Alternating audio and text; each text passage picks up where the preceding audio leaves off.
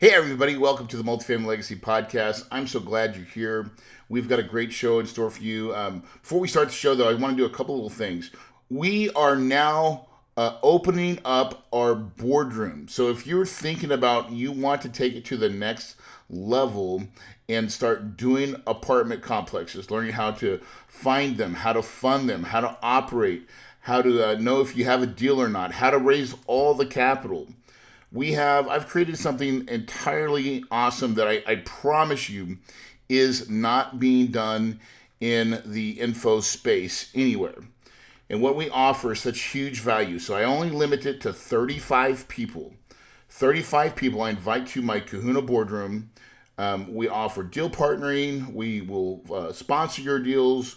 We'll underwrite your properties to make sure you have a good one. My whole team's involved. It's a big process, and we don't open it up to everybody, and it is expensive. Okay, it's $7,500. You have to submit an application, and now, here's what we're looking for. We're looking for people that want to do this business. So it helps if you have some real estate experience, but you don't have to have real estate experience. You could have influence. You could be a doctor, dentist, lawyer, chiropractor. You could be a person that just really wants it really bad and wants to succeed, and maybe that is your starting point is multifamily. That's fine too. But we're trying to gauge your commitment level, right? And because I only allow 35 people in my boardroom, and I want to make sure that I'm not wasting your time or mine. And so it is $7,500. We have a payment plan for like a three pay payment plan for anybody that's a little bit price sensitive to that, right? We're trying to be mindful. But what you're getting is the type of, I wouldn't call it coaching, but it's kind of a hybrid. We have coaching calls. We probably do one a month, one every other month. They're not guaranteed, but they are part of our continuing education to our boardroom members. But we do offer something very, very, very unique. So if that's you, if you're interested, go to kahunaboardroom.com. Again, that's Kahuna, Kahuna, boardroom.com, and apply. So you can get on that site, you can see all the things that we're offering, and then you have to apply. When you apply, I am going to call you. Nobody else on my team is going to call you. It will come from me, Corey Peterson. I personally vet everybody that comes into my boardroom. I have a conversation with you. We want to make sure that it's the right fit, and it's application only. This boardroom is going to be July 29, 30, and 31, right? So we have another one coming up in October. So if you can't make the July event but want to make it to the October event, let us know. But take the time, seriously take the time and apply if that's you. If you're really wanting to move the needle, I promise you, I have an education program platform that does not exist out there in the marketplace. When you come to my event, by the way, there's nothing for sale. You cannot buy any other product from me because I don't have it. It's not the place where you come and then we upsell you to the $20,000 coaching platform. I don't have it. I am a deal maker, okay? And I know I'm spending a little bit of time on this because I want you to understand that this is unique and special. It is different, I promise you. And if you will listen to some of the testimonials on that page, kahunaboardroom.com, listen to some of the testimonials and you tell me if you think it's right. Because I'm telling you, anybody that's attended, it's changed them in a positive way. And people are doing deals. That, my friend, is the proof in the pudding. So go to Kahuna Boardroom and check it out. All right, let's start the show.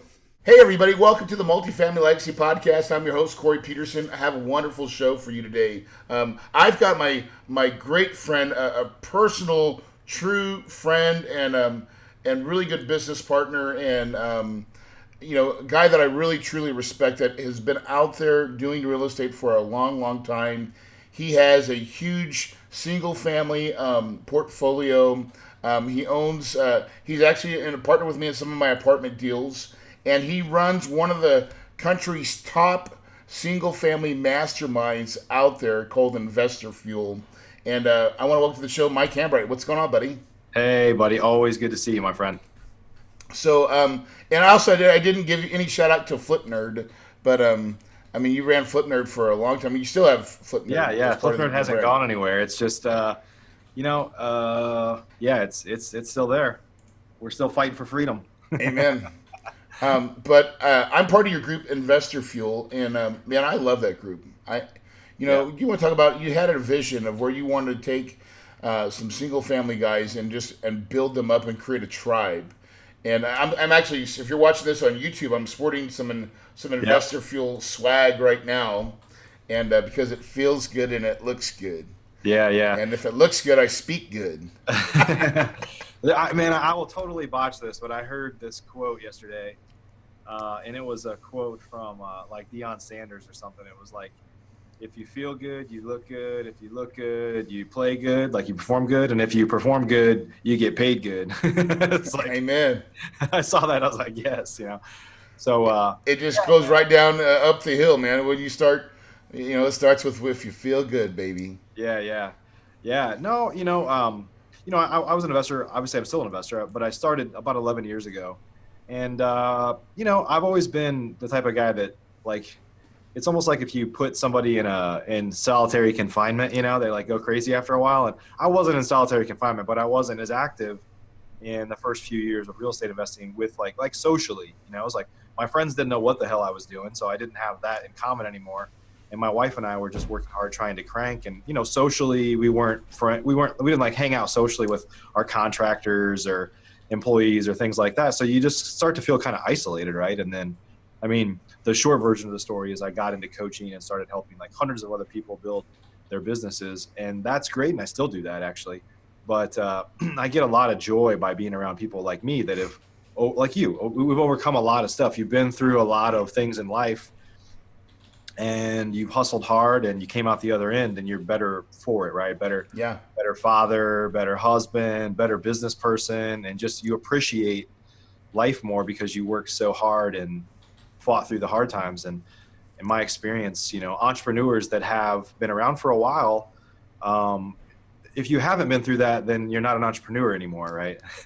A lot of people get wiped out. And if you have, and you're the quality of person that we would have in like our Investor Fuel Mastermind, then we've got a lot in common, right? We've got some war wounds. We can like say, hey man, here's the time I got stabbed and look at this arrow wound in my back, right? And you've got those, it's just a common bond that you have with people that you can't get with the average person, I guess. So I love being around. And the sharing of information, right? That's what I see so valuable in, more so now as I've gotten older and wiser, is the power of community and people coming together and then being honest, right? Yeah. Because Yeah. And sometimes I've belonged to a couple of masterminds, but sometimes that it becomes the peacock event. I'm peacocking and I'm showing you all my feathers, right? When sometimes you got to talk about the one feather that's broken, right? Yeah. And say, how do I Yeah. fix it? And that's what a true mastermind does. And you guys have been able to create a space where people feel comfortable being vulnerable. That's unique. Yeah. Right? Yeah. Now we've got something, and it sounds ego driven if I say it, but we've created something special. And I mean, I'm the ringleader, I guess, but I just think this took getting the right people in the room and kind of early on, like that culture just kind of got set that, while everybody in there could be driving a fleet of fancy cars and bragging about what they did last week and stuff, like that doesn't happen that doesn't happen in Investor Fuel. We don't allow that, like, because the truth is a lot of people that flaunt those things. By the way, there's nothing wrong with having a nice cars, a nice house, and all those things. But if you flaunt it for ego reasons, like it's one thing to use it for marketing reasons, right? Like, but when you're around people like you, it's like, man, don't brag. Everybody here is successful, and we've all got shit to deal with too. We've all got issues to overcome. We all want to be a better person and a better father and a better husband, like better wife, all those things. And so let's talk about those things. And so it's just as common as, at our events for people to be talking about personal issues, like, man, things that are not even real estate, right? Yeah, it's not even real estate. Like, man, I'm fat. Like, I got to lose weight here. Like, there was a guy that got a couple meetings ago. Like, nobody knows it, but all of a sudden he just starts talking about like and my wife doesn't support me anymore in this business, and I'm having some struggles with stuff at home. And it's like he felt comfortable to talk about that in that environment, and got kind of showered with love for it, and of course we talk about real estate. Like we can't get together and not talk about real estate, right? But it's more than that. Like it's more than what we do for a living. It ties back to who we are personally and our families and things like that. Let's talk about lifestyle, right? So, Mike, you're one of the few people that I would say that lives a lifestyle first, right? Like you live your life by design a lot, and now and it's still complicated, right? Like you travel, I travel, right? Yep. But we still found time to go. Where'd we go this winter? Yeah, we went. Well, it was cool because it was like 3 things back to back. We had our Investor Fuel event in Salt Lake City, and then there were about, I think, almost 40 people from our event went out to go skiing in Park City, Utah, nearby, for a weekend. Yep. And then your wife came out, my wife came out, my son came out actually just for the ski part, and then we went home. And then just the 4 of us and a couple of other friends that are not in our group went up to Yellowstone. We went snowmobiling and dog sledding. I can't believe we're still alive today, man. I mean, we risked our lives. This could be a whole show in and of itself, right? But we risked our lives to get to Yellowstone and they had just gotten like several feet of snow, and not just gotten, like they were getting it while we were driving, right? Dude, it was nuts. It was like the 4-hour road trip that turned to 12. Yeah. Right. And saying, don't go, you can't go, these roads are closed, and we found a way. But it was awesome because it was like the biggest dump that they had gotten in like 50 years, right? Yeah. To the point that when we were leaving, we were planning on leaving early, but we didn't because I changed my flight plans and how we were going to do this. That we missed an avalanche that probably could have hit us. Yeah. That's crazy. It's funny. It's a little bit of an analogy of probably our lives, right? It's like we've dodged lots of bullets. Like they said, we couldn't do it, but we found a way. Almost got hit by an avalanche, but we didn't. Just whatever. But there's a little bit of an analogy there of probably our lives, but the determination to get there, right? Maybe we should write a book on that experience, Corey. That sounds like a good. I would co-write that one with you, just like tales of the entrepreneur life, right? Because that even could be a place where we can dovetail this segment today, because like to be an entrepreneur, right? Most people don't understand the utter commitment it takes, right? Speak to that, because I know it. It's true in your life, and you see it because there's a common bond when you have a bunch of people in the room that are successful, right? And it's going to be what you're going to talk about. Yeah. I just think. Gosh, we're trained. So in real estate, let's kind of continue to use real estate as an example, but there's a lot of things like this in life, right? We've been trained to take these easy routes, the path of least resistance. Like if you're fat, pop a pill. If you're sad, pop a pill. Like all these things pop a pill, right? It's like, yep. There's no pill in entrepreneurship. There is no easy route. And the problem is, and it's not a problem, but a lot of people that see you or I, they like think that you've got something special. And while I think you're special, Corey, and all those things, but the reality is like, it's like, yeah, overnight success, like 11 years in the making, right? But it's if they could only see all the times that we hustled and grind when no one else was watching, right? Yeah. I mean, there's so much that happens behind the scenes that usually doesn't get posted on social media as much, right? But it's like, I mean, we've been through things with our families, health issues sometimes. We've got, fortunately, knock on all kinds of wood, my family hasn't had a lot of health issue type things, but we know people that were like working hard and life smacked them in the face, right? And this happens to people that are not entrepreneurs, but it takes a special person to persevere through that in their own business when the path of least resistance is just to go back and work for the man and have a job and get that kind of easy paycheck, even knowing that that's not what you said. Something to Isaac, my I want to call him my Manny, but I know I shouldn't. He's not Mr. Everything. He's Mr. Everything. So Isaac works for me. He's in an internship. He's from my hometown, 21 years old. And so I remember he come up to you, he goes, so Mike, you guys just got this thing dialed in. It's like it's perfect, right? And how are you so successful or something? And he was telling me about the encounter, and he goes, what he said, he's like, man, we're just trying to figure it out every day. Yeah. you know? That's the truth. That's the truth. It's when we're recording this right now, it's a Friday afternoon. I'm the only one in the office because my team works from home a couple days a week, and Friday's one of them. And I'm in here cranking, trying to figure shit out. I mean, the thing is nothing that I'm working on today, for example, has to do with today. But I'm building for the future, right? And so Right.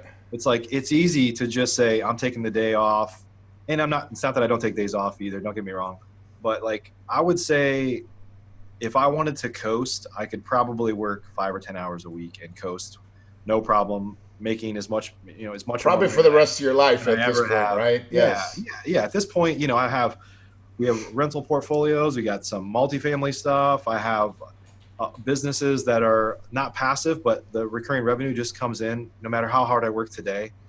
But that's not what I'm about. Why do we do it though, Mike? Because I don't know. You are my brother on this, right? So yeah. Why do we like? I mean, I know my answer. Tell me your answer. Why do you do it? I don't know how to. It's hard to explain that. It's like the game. There's a little bit of it being the game, and I play to win, and I take risks that I shouldn't take, but that's just who I am. But some of it is impact too. Like I know that I impact others, and sometimes I get discouraged that I see like I'm trying to impact 10 people and it really only works for 2 of them. But that other 8 wasn't me. It was like they didn't have it in them to. When we coach, not everybody's is successful, and I hate that. But I don't think there's anybody that I've ever coached that would come and say I was unsuccessful because of you. Usually they're like, man, I just didn't listen to what you told me to do. I know you kept saying it. So I'm not saying that for any reasons to like shirk any responsibility, but I thrive on impact and building. I think you love it, dude. It's hard. I do love it. I know you love it, dude. I know you love it. Just like I love it too, man. I love it too. Yeah. But I get yelled at by my wife all the time. We get together and we're like, man, we got to stop doing all this stuff. We don't have to work this hard. And the next thing you know, we're starting a new business together. Yeah. Hey, we go to we're in Idaho and West Yellowstone, and we're snowed in, and we start talking. Next thing you know, we're on each other's boxes, and we're scheming and planning. And it's because it's just a natural. It is naturally, I think, what we do, right? Yeah. And the truth is, I think we both enjoy it. I know I do, right? Yeah. And I know you do too. And so what a wonderful spot to be in, right? Where sometimes this, like today's a light day, but it's not because it's a planning day, right? But you've probably scheduled this time for kind of thinking of some bigger ideas, right? Yeah, no doubt. And so that's your creative time. And, as entrepreneurs, that's what we don't do enough of a lot of times. A lot of times we're just working in the business when you should be working on the business. Right. Yeah, it's interesting. We're cut from the same cloth. We grew up in the Midwest, hardworking families, like things like that, right? And I if there's anything that I inherited from my family, it was hard work, the ability to work hard. And, my mom had 3 or 4 jobs going at the same time just to get by, right? And I don't have to worry about getting by anymore, but that work ethic is still there. Like, I mean, I'm bored on a 3-day holiday weekend. Like I'm itching for something to do, right? So it's hard. We go on vacation. I travel a lot, but my laptop goes with me everywhere I'm at, and I might read a book or definitely enjoy my time while I'm on vacation. And that's always a struggle too. So, we talked about that. Like I'm there, but sometimes I'm not present, but I'm getting better at that. But there's rarely a couple days that goes by that I'm not digging on something, just because it's kind of what I do. It's my life, and it's my hobby, and it's everything, right? So because I get this a lot of time too. So like people look at me, they're like, gosh, you work a lot, right? You really work a lot. And we'll be on a vacation, and I just like to open up the box and see what's going on, right? Yeah. Like just check out a couple little things, right? It's just naturally what I like to do, right? Or check on some of my stats. See where some people are at. Maybe I'll read a couple emails. And that is very much like when everybody else is reading a book or doing their stuff that they like, right? To me, that's what I like. And so I've had to kind of educate people of like, hey, listen, you like to read books, right? and you're on vacation and that's your little quiet time, this is my quiet time, man. Right? I actually get fed. I enjoy doing this stuff. I don't mind it, and I like to move. I the compare needle. sometimes like I have people in my family, whether it's grandmother, my mom, my wife. Sometimes you see people that are just like, whenever they're traveling, they're working on crossword puzzles or doing Sudoku or all these things. It's like it's a puzzle. It challenges your mind. Like working in my business challenges my mind like that. Like it's a Because puzzle. you're solving problems, right? It's a puzzle, yeah. Now, where it becomes a problem is when I create a problem that then needs to be solved, which I'm guilty of some of that, right? But like this problem doesn't even exist, and I just created it just to have a puzzle to solve. But I don't know. I'm not saying I'm perfect, man. I've got issues, but I want to talk about the Dallas Stars. The good thing is I'm not the only one. I've got buddies like you that we. No, dude, I'm right there with you, brother. I'm right there with you. So, how about the Stars last night? Gosh, they were looking good for the first quarter, and then they kind of fell apart. But yeah, and they came in the last 3 minutes and they scored 2-3. Yeah. So I know you're a big Stars fan. Yeah, we were watching it at home. There was a away game, and so we'll see. This is round. I don't know when your show comes out here, but this is we're still early in the second round series, so we got a long ways to go. But yeah, it's going to get harder. So so like something like that. So I mean, let's talk about like, when you reach a level of success, right? And what we're talking about is, I feel like we're going to talk about real estate, but now we're just talking about entrepreneur stuff and just like what happens with that process, right? Is at a point in time you start figuring out the things that really you enjoy, right? So you're a big hockey fan, right? And so you have season tickets, right? Yeah. And I will say my seat is next to my contractor. That's how it started. It started with real estate. He's a bigger fan than I am, and he's been a fan for longer. And so that's kind of how it started, but it's evolved. And by the way, he's like a very dear friend to me too. So it's turned into more than just work. But yeah. Yeah. And so, now, do you guys make most of the games? But do you give your tickets away? Yeah, we give tickets away sometimes. They have a pretty good process. We actually go to. I mean, there's as you know, there's 41 home games in a hockey season. So I bet we go to 30. Which is, and we live a decent ways away from the stadium, but we honestly, I keep saying my wife and I, Lindsay. So the truth is my wife and I have worked together for a long time from the beginning, 11 years. And, we have this common thing together that is work. It's the one thing that's where I'm going with. That's where I'm going to it. But she, just to be real honest, and I don't know how much we've talked about this with you guys, you and Shelly, Corey, but real estate's not Lindsay's thing. She's just done it to support me, and I know Shelly's done a lot of that for you. Yeah, that's not Shelly's thing either, man. Yeah, and she's like, man, this was for our family early on, and now over time it just became kind of for you, and she does it for our family because there's things that she doesn't want to give up. Namely, she's like our CFO, so she manages cash and handles the taxes and truthfully a bunch of the shit that I don't want to do, which is part of the problem. But for us, she has a ton of hobbies. My hobby is more work, and hockey became, what happened is my contractor, Kevin, who you probably know, met before at Investor Fuel, because he comes to those usually. But, every once in a while he'd give me his tickets or I'd go with him. And a couple times Lindsay went with me. This is a few years back. Yeah. And it was a good time. And we're like, you know what, this could be like our thing. This is one of the things we do. And so, it's a little bit of a challenge. My son's 11. He doesn't go to most of the games. Truthfully, he doesn't really enjoy it. And a lot of the games are during the week. So, we don't, by the time we get home, it's like 11 o'clock or after. And so we just get a babysitter. So there's some weeks where we get a couple babysitters a week, or we have one babysitter, but she'll come a couple times a week he's 11, so he hates when I say babysitter, right? So, but anyway, sitter. Yeah, right, sitter, right. But it gives us a chance to go out and have a good time and get a little bit of break from. It's like your date, right? And it's something that you guys both enjoy to do, and that's what I'm driving home here is because truly, when I look at really successful entrepreneurs, they have something that most of them are married. They have a very good home life, and they have something that grounds them, and like because and a support system. Because like Lindsay is your support system, right? No doubt. And I have the same thing. That's what Shelly is for me. She's my biggest cheerleader, and I thought her name was Sapphire. Yeah, Sapphire when she's on the mic.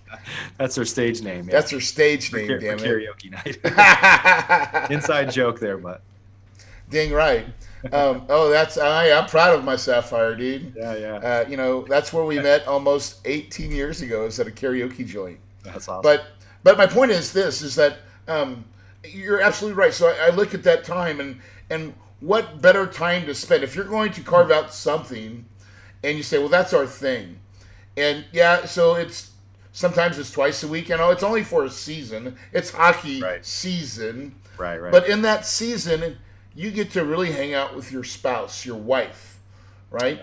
And man, touche, brother, right? Like Well, the cool that's thing is we do. I'm not saying these things to brag, but we travel a lot. Like we travel, and it's kind of funny how I don't know how much we travel. Probably 12 more weeks. than almost more than I do, and I know I travel a lot. 12 weeks out of the year. The cool thing is that we did this last trip with you guys, and we're looking forward to traveling more with you guys. We've got so much in common. I mean, but That was easy, right? Like yeah, when it's the right people, it's just easy. What do you yeah, want to do? Oh, let's go do this. Okay, yeah, yeah. right?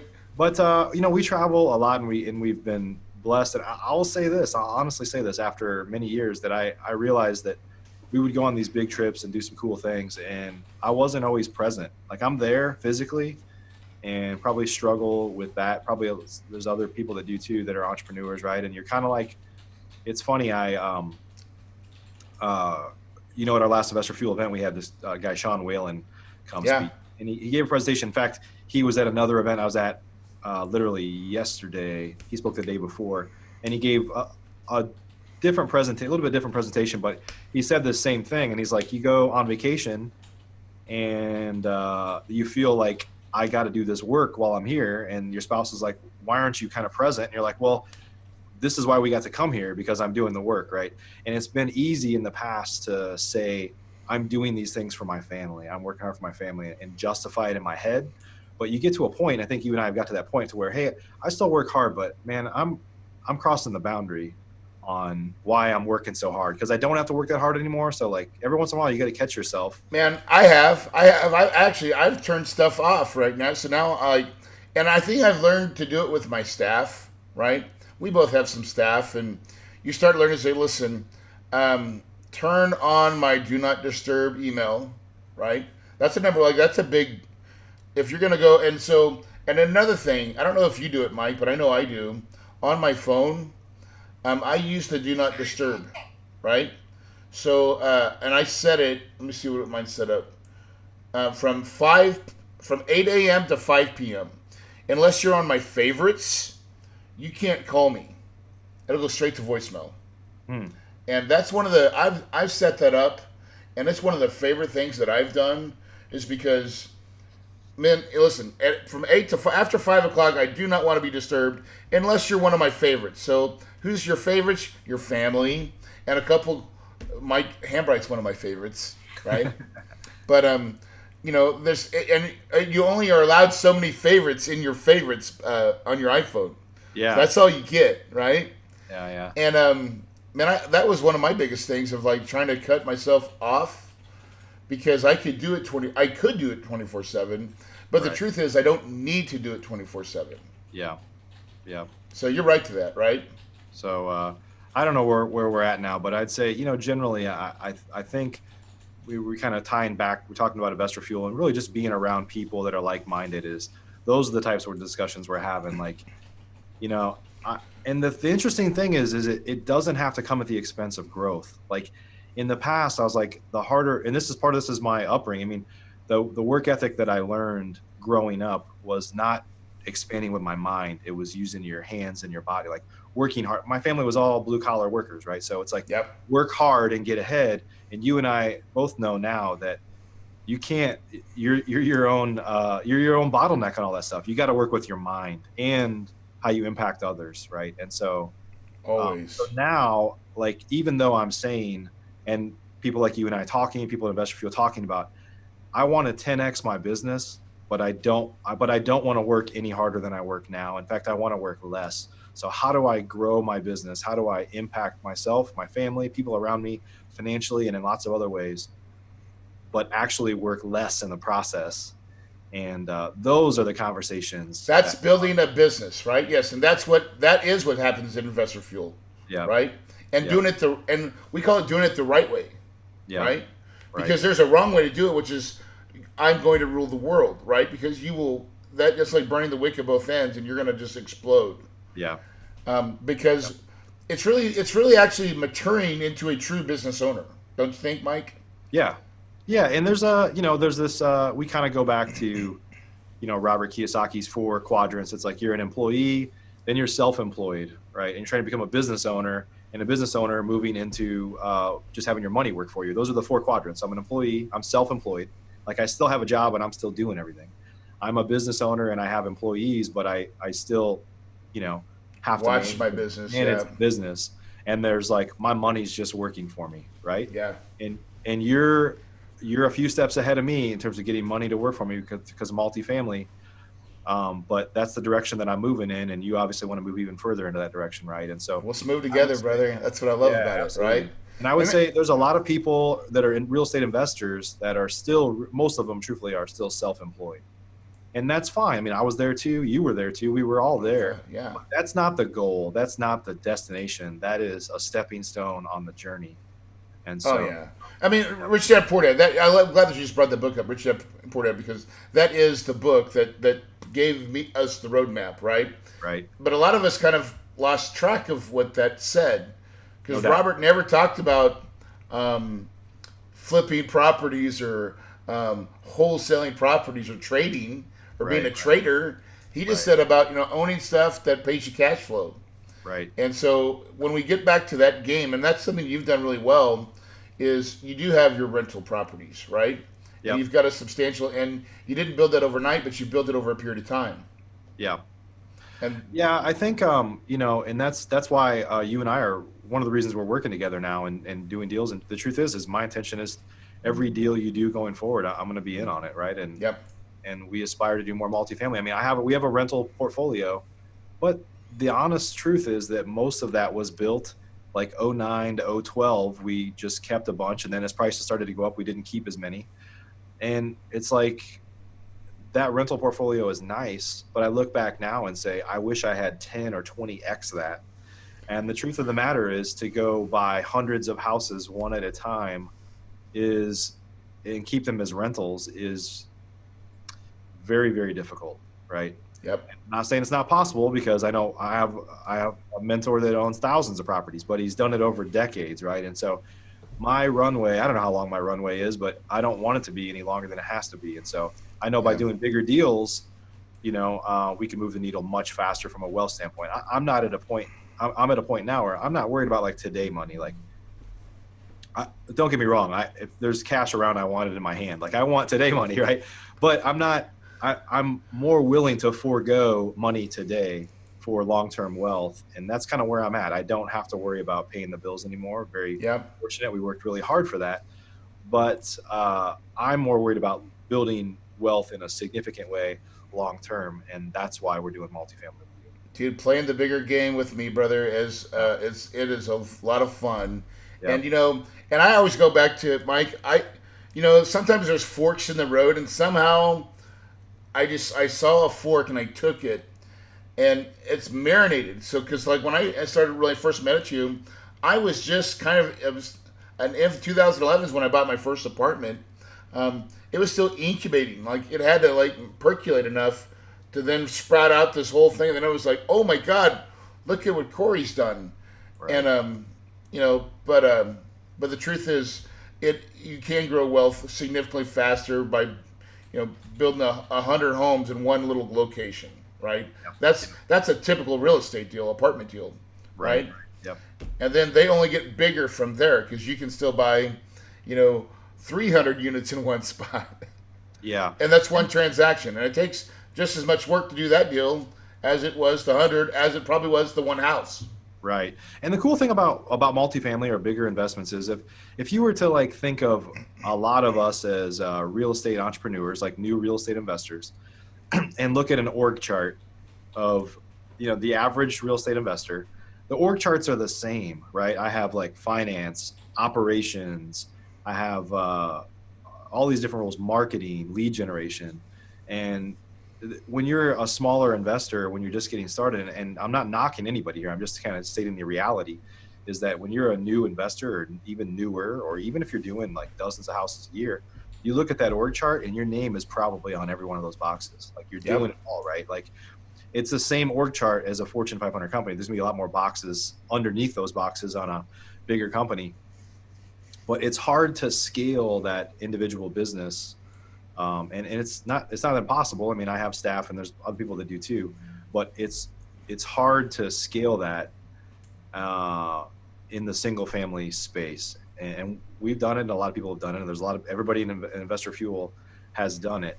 However, with multifamily, I mean, the deals we did with you, for example, I've never even been to the damn properties. I've never been. I've seen a lot of pictures, but there's a property manager in place. There is somebody that's doing the marketing to get people in there.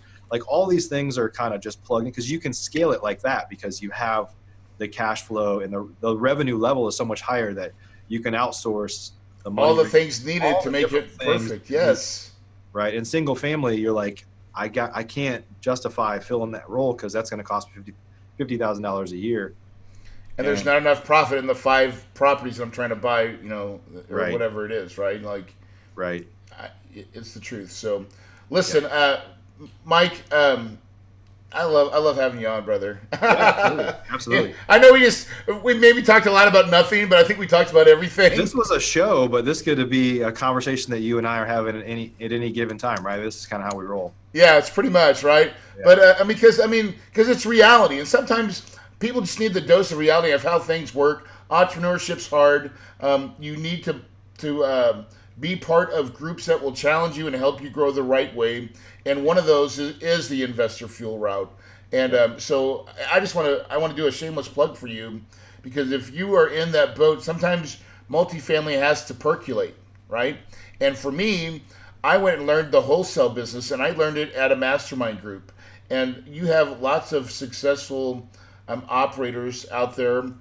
You have different levels. You have a gold membership and then more of an elite stuff. So you've got a place for some newer guys and also a place for seasoned investors, single family guys, to probably level up and probably level up their systems, if anything else, right? So how do they find you? You know, we're primarily single family oriented, but that's, you know, you're in there. I come because I love you, and honestly, I still get fed.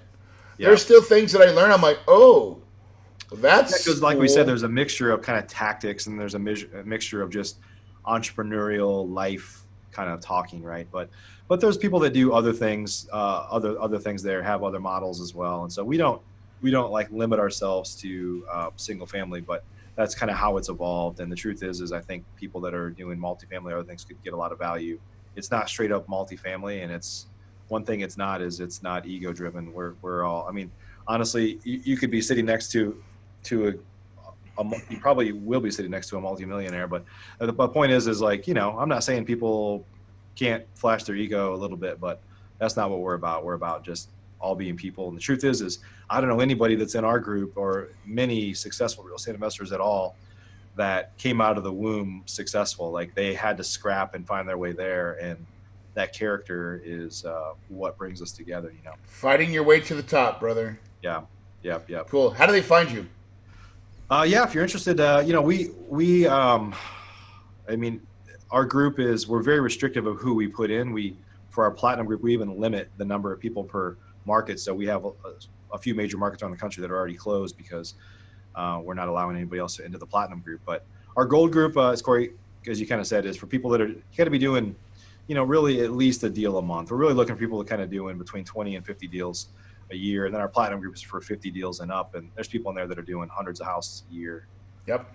You just go to investorfuel.com and we ask you to kind of apply, tell us a little bit about you, schedule a call with my team, and we'll have a quick conversation with you, answer your questions.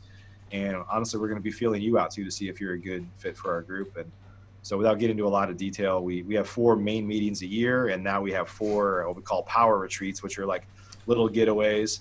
Corey, we're not going to talk about the last power retreat because somebody might have had a little too much to drink. But anyway, it was a good time to just get together with people like us and break bread and and have a good time. So anyway, investorfuel.com, you can kind of start the process and learn a little bit more about it, and we'd like to learn about you. The truth is there is an investment, right? It's not cheap, but the fact is like there's people that come into our group that like from one quarter to the next have like increased their business by 50%, 100%. I mean, Skyrocketed.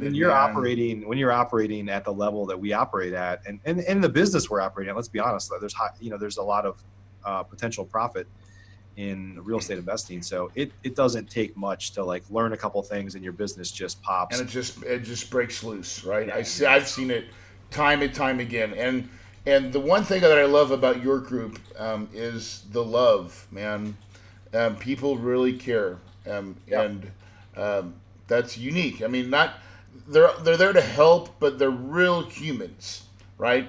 And you've done a really good job in selecting and carefully allowing your culture of your group, because there's a culture at Investor Fuel, and it is very unique and it's very real. Yeah, And the cool thing is I mean, I hear all the time, or I see pictures like two people that met there are like on their families are on vacation together. They're funding each other on deals. They're lending to one another. Doing they went on hikes. They went on hikes, right, to the middle of the there's some really cool stuff happening that is just this ecosystem that's been created of people just kind of doing life together, right? And we're on this journey together. I mean, you and I have talked about this a little bit. We've become great friends, and I really appreciate that. The truth is the dirty little secret is, I have 5,000 Facebook friends, and we have 100 and something thousand people on our cleaned up FlipNerd list. But the truth is I feel alone sometimes. Like I'm the facilitator of all these groups. So there's a difference between acquaintances and people know me and this and that, and truly having like really good friends. And I think it's groups like this that facilitate those and bring those people together. Amen to that, brother. Listen, thanks again for coming to the show, guys. Hey, listen, if you are looking to grow, right? If you're stuck in the single family place and you're doing some deals, but you want to grow, see Investor Fuel. But guys, most of growth happens right in between your two ears, right? It's in your mind. Because if you can believe it, you can achieve it. And your paradise is possible. Thanks, buddy. All right, brother. Thanks a lot, man. Appreciate it. Yeah, absolutely. I'll see you in a couple weeks. Yeah, send me your travel info. Because I don't know when you're coming in. Are you going to stay at our house for the Propelio thing? Yeah, but Investor Fuel coming up first? Yeah. All right. Yeah, it's the week after.